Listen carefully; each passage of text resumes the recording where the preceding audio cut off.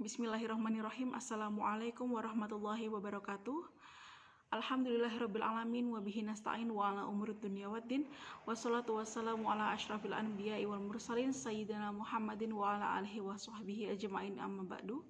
Yang terhormat Dr. Haji Fahru Rozi MAG selaku dosen pengampu mata kuliah tafsir dan hadis tarbawi, dan tak lupa yang kami sayangi teman-teman kelas PAI 4C sekalian. Sebelumnya perkenalkan, kami kelompok 6 mata kuliah tafsir dan hadis tarbawi yang beranggotakan yang pertama Anizul Firdanisa dengan NIM 18030160047, yang kedua adalah Mbak Nur Safira Yunihana dengan NIM 19030160022, yang ketiga adalah Aulia Filazofah dengan NIM 19030161000, dan yang terakhir adalah Sania Rahmawati Devi dengan NIM 19030161122. Kami akan mempresentasikan materi mengenai tafsir dan hadis tentang evaluasi pendidikan. Sebagai pemateri pertama adalah Mbak Nur Safira Yunihana, dan sebagai pemateri yang kedua adalah saya sendiri yaitu Aulia Filazofah, dan pemateri ketiga adalah Mbak Sania Rahmawati Devi, dan sebagai pemateri terakhir yaitu adalah Mbak Anizul Firdanisa. Assalamualaikum warahmatullahi wabarakatuh. Saya Nur Safira Yunihana dengan NIM 19030160082. Di sini saya sebagai pemateri pertama akan menyampaikan mengenai pengertian evaluasi pendidikan. Kata evaluasi berasal dari bahasa Inggris, yaitu evaluation, yang berarti tindakan atau proses menentukan nilai sesuatu. Sedangkan menurut para ahli, evaluasi yaitu teknik atau cara penilaian terhadap tingkah laku peserta didik berdasarkan standar perhitungan yang bersifat komprehensif dari seluruh aspek kehidupan mental, psikologis, dan spiritual religius. Karena manusia hasil pendidikan Islam bukan saja pribadi yang memiliki sikap religius, melainkan juga berilmu dan berketerampilan yang bersanggupan beramal dan berbakti kepada Tuhan dan masyarakat. Dalam bahasa Arab, kata evaluasi mempunyai istilah, yaitu yang pertama al-hisab, yang memiliki arti mengira, menafsirkan, dan menghitung, dan yang kedua al-bala, yang memiliki makna cobaan atau ujian, dan yang ketiga fatana, yang memiliki arti membingungkan, dan yang keempat al-imtihan, yang memiliki makna ujian. Dari istilah kata bala dan fatana, kata bala terulang 38 kali dalam berbagai sigot atau bentuk kata. Demikian pula kata fatana, istilah ini dalam berbagai bentuk kata terulang 60 kali. Selain itu, kedua kata tersebut terdapat pula kata hasiba, yang secara harfiah atau secara etimologi bala bersemakna dengan ihtabara dan imtahana, yang berarti menguji atau mencoba. Dari kata bala terbentuk kata bala, yang berarti cobaan, dan fatana semakna dengan ajaba, yang membingungkan atau mengherankan. Selain itu, Louis Ma'aluf mengartikan pula fatana itu kepada adzabahu bi al-bitaqoh liyubayyin al-jayyidah min al-ra'di, yang artinya mencairkan sesuatu pada bejana agar dapat dibedakan antara yang baik dengan yang jelek. Al-Ishfihani mengartikan fatana itu pula kepada memasukkan emas ke dalam api agar jelas perbedaan mana emas yang baik dan mana pula emas yang buruk. Dari kata fatana terbentuk kata al-fitnah, yang sering diartikan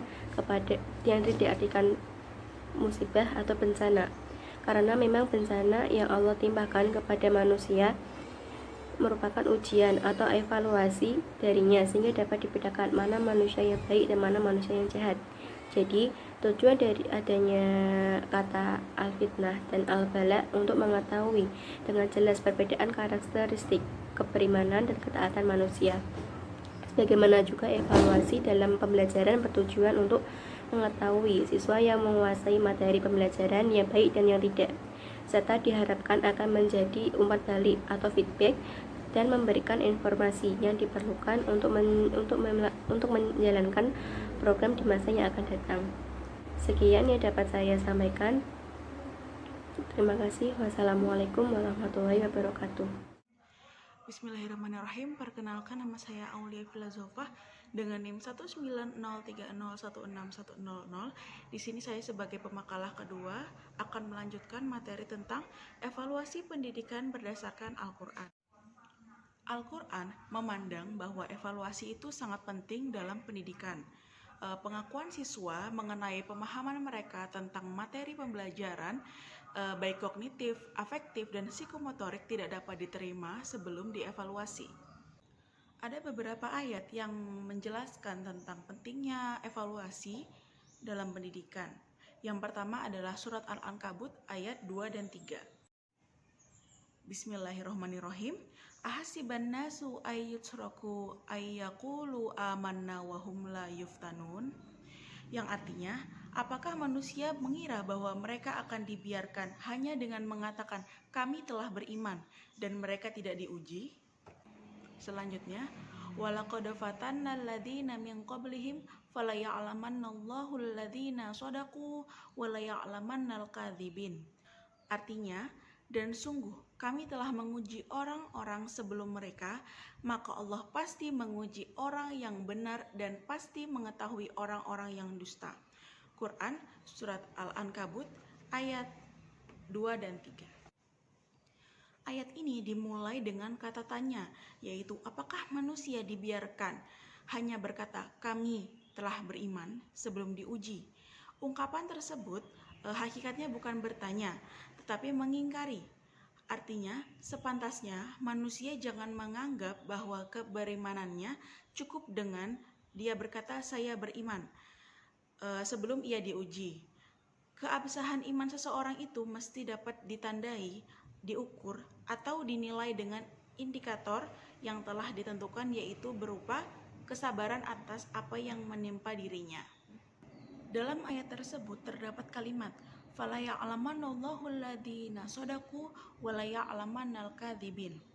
Penggalan ayat tersebut menunjukkan bahwa tujuan dilaksanakannya evaluasi pembelajaran yaitu untuk mengukur dan mengetahui sejauh mana dan sedalam apa materi pelajaran yang telah dikuasai siswa, sehingga dapat dibedakan peserta didik yang telah mencapai tujuan pembelajaran dan peserta didik yang belum mencapai tujuan pembelajaran. Selanjutnya adalah Quran surat Al-Fatir ayat 32. Bismillahirrahmanirrahim. Tsumma awrathnal kitabal ladzina astafaina min ibadina faminhum dzalimun linafsihi wa minhum muqtasid wa minhum sabiqum bil khairati biidznillah dzalika huwal fadlul kabir. Artinya, kemudian kitab itu kami wariskan kepada orang-orang yang kami pilih di antara hamba-hamba kami, lalu di antara mereka ada yang menzolimi diri sendiri, ada yang pertengahan, dan ada pula yang lebih dahulu berbuat kebaikan dengan izin Allah. Yang demikian itu adalah karunia yang besar. Pakar tafsir Al-Qurtubi menilai bahwa ayat ini sangat sulit, karena di satu sisi dinyatakan bahwa Allah melakukan pilihan, dan di sisi lain dinyatakan pula bahwa ada di antara mereka yang menganiaya diri sendiri. Tidak mungkin rasanya ada yang dipilihnya itu menganiaya diri sendiri, apalagi termasuk kelompok yang masuk neraka. Ada sekitar 40 pendapat menyangkut perincian ayat ini. Intinya adalah ada yang berpendapat bahwa ayat ini berbicara menyangkut 3 kelompok manusia. Maksudnya 3 kelompok manusia ini adalah yang pertama, dzalimul linafsih, yang artinya menganiaya diri sendiri. Maksudnya orang yang mengerjakan perbuatan wajib dan juga tidak meninggalkan perbuatan yang haram. Yang kedua adalah muqtasid, yang artinya adalah pertengahan. Maksudnya seseorang yang bersungguh-sungguh menempuh jalan pertengahan atau moderat. Yang ketiga adalah sabiqun bil khairat, atau berlomba-lomba dalam hal kebajikan. Maksudnya seseorang yang selalu mengerjakan amalan yang wajib dan sunnah dan meninggalkan segala perbuatan yang haram dan makruh serta sebagian hal-hal yang mubah. Didahulukannya kata dolim boleh jadi karena kelompok inilah yang terbanyak, atau untuk mendorongnya meraih lebih banyak lagi harapan, mereka yang bersangkutan tidak dapat mengandalkan sesuatu selain rahmat Allah, berbeda dengan al-muqtasid yang berserah diri kepada Allah dengan harapan amalannya dapat diterima, dan juga berbeda dengan yang banyak ketaatannya, sebagaimana halnya yang sabiq al-khairat. Sejalan dengan pendapat Ja'far As-Shiddiq yang mana beliau berpendapat bahwa didahulukannya penyebutan zalim sebagai isyarat bahwa dia tidak dapat mendekatkan diri kepada Allah kecuali berkat rahmat dan anugerahnya, dan bahwa kezaliman yang mereka perbuat itu tidak berpengaruh pada pemilihannya selama ada inayah dan pertolongan Allah. Setelah itu baru al-muqtasid, karena mereka berada di antara takut dan harapan, dan diakhiri dengan sabik, agar jangan ada seseorang pun yang merasa aman dari ketetapan Allah, betapapun semuanya akan masuk surga berkat kalimat al-ikhlas, la ilaha illallah, dan Muhammad Rasulullah. Yang terakhir adalah surat Al-Baqarah ayat 31 dan 32.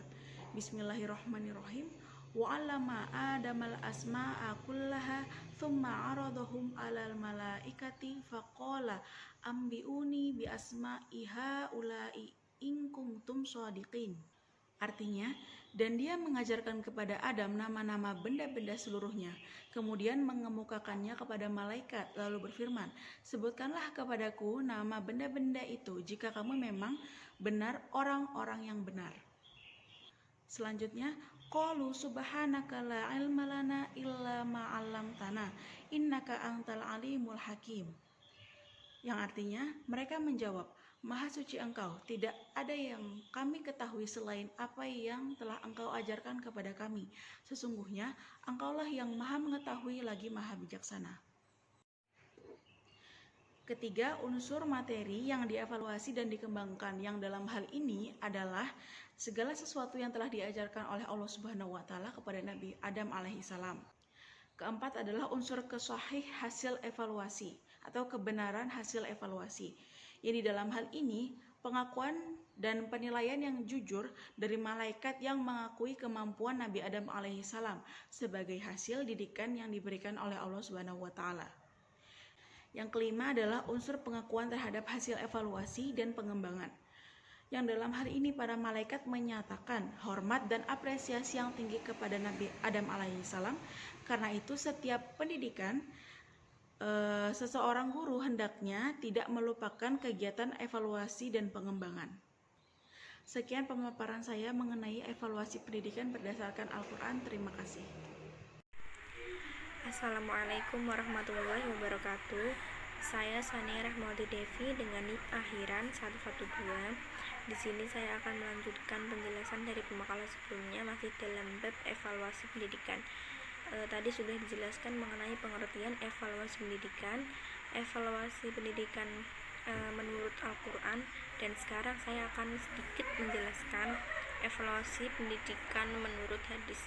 Dalam suatu riwayat diceritakan hadis yang berbunyi, An Abdillah bin Mas'ud anna Nabiyya sallallahu alaihi wasallam annahu hatta khatan murabba'a wa hatta wasatal khatil murabba'i wa khututan ila jamil khatil ladhi wasatal khatil murabba'i wa khatul kharijum minal khati murabba'i qala hal tad'uruna ma hada qarullahu wa rasuluh a'lamu qala hadal insanul awsatu wa hadil khututul lati ila jambihil a'radu